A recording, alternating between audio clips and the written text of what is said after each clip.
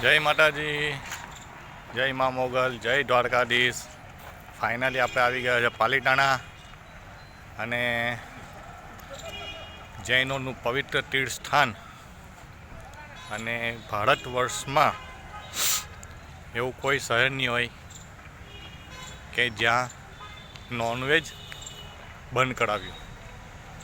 આ એક પાલીતાણા એવી ભૂમિ છે કે ત્યાં આપણી ગુજરાત સરકારે નોનવેજ પર અહીંથી પાલીતાણાના વિસ્તારથી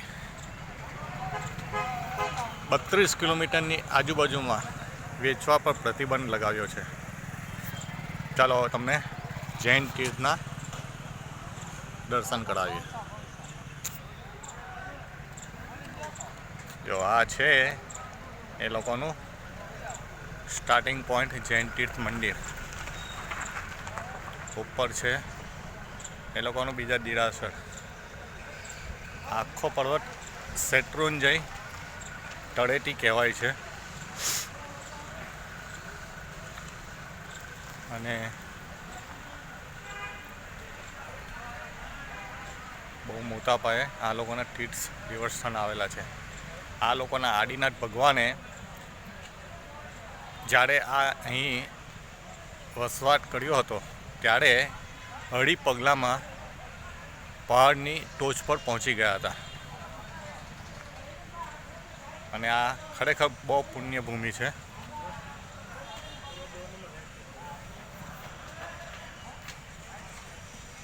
આજે પણ પુષ્કળ ટ્રાફિક છે અહીંયા.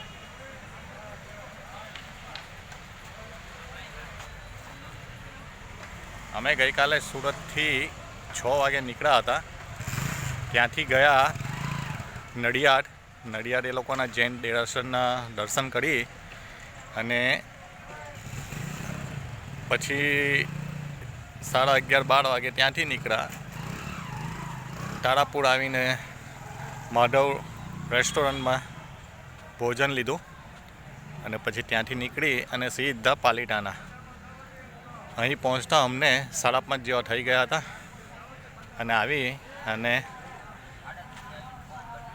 કેપી સંઘવી, જે આપણા સુરતના જાનીમાની હસ્તી છે, એમની અહીં ધર્મશાળા છે, એમાં નાઇટ હોલ કરી અને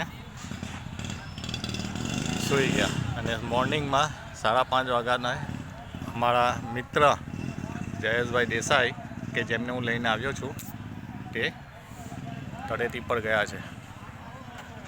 તો ચાલો મળીએ નેક્સ્ટ વિડીયોમાં.